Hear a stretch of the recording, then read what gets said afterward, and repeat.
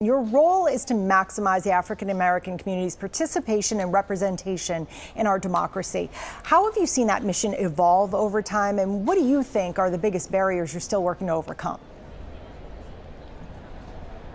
Well, I would say when we think about participation in our democracy, most folks understand that as voting. But we have evolved our agenda to really encapsulate not just voting, but thinking about policies and practices that matter. So imagine, if you will, the COVID public health emergency has ended. That is at least what policy has said. But what also has ended is health care coverage for millions of Americans. And we're talking upwards of about 18 million Americans are going to lose, or in the process of losing, health care coverage because for some reason the policy has said the emergency is over.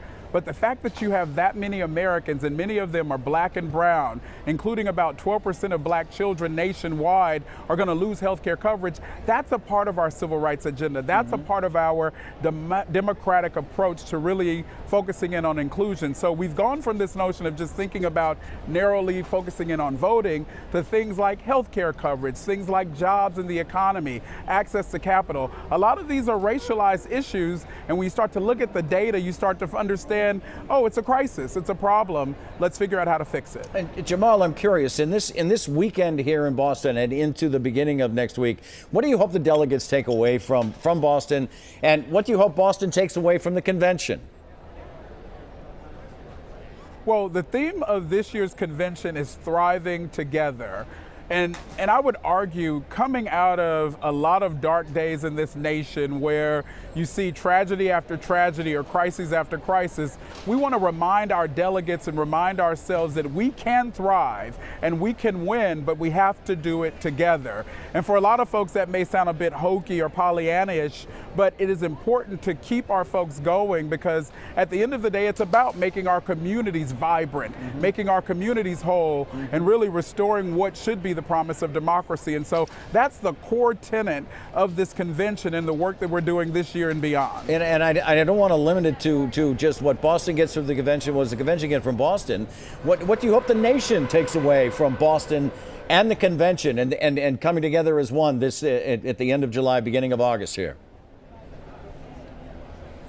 What we hope is that people understand it is okay to talk about race, it is okay to talk about class, and it's okay to embrace these differences, and to do so with an eye towards progress, and to do so with an eye towards making our country and our democracy strong. Because in many ways, these are the things that divide us. How do we shift the paradigm so they become the things that actually unite us? All right, well, former Secretary of State and former Democratic presidential nominee Hillary Clinton, she is scheduled to speak this week. What are you hoping to hear from her?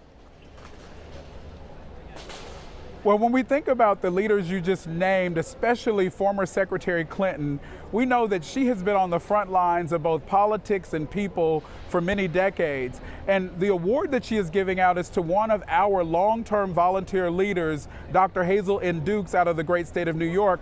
And we're hoping and we expect that the message is going to be clear: to keep doing the work, even if it gets hard, keep being committed to the work, even if it gets hard, because the ultimate goal is, again, to make this nation and our community stronger. And that's what we hope to hear from Secretary Clinton and others as they join us. And Jamal, before we let you go, I do want to ask you, we had the vice president here. Do you expect, are you hearing President Biden may make an appearance?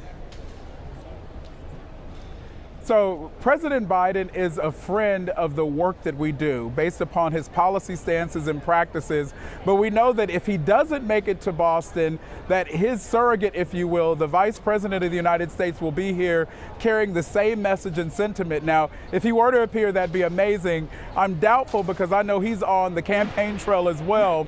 But we do know that there are many individuals representing the administration who will be here with us: the Secretary of Education, the CMS administrator, the person who leads Medicaid and Medicare services. So we're hopeful that his team is going to show up and really carry the right messages for our delegates and guests and for the citizens of Boston. Jamal, you're brilliant. Thank you for your time, but I have to ask you. The Sumner Tunnel is closed, so was it a problem for you to get from the airport to where you are right now? Well, I, in a past life, actually lived in Boston, worked in downtown Crossing, remember the Big Dig.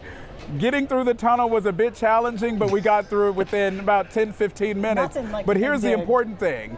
The investment in infrastructure projects like the tunnel matters to the working communities of folks like in Boston and other cities. So I didn't mind the wait time because I know it's important to build the infrastructure and provide good jobs for hardworking Americans. Jamal, it was great to talk with you. Thanks for your time.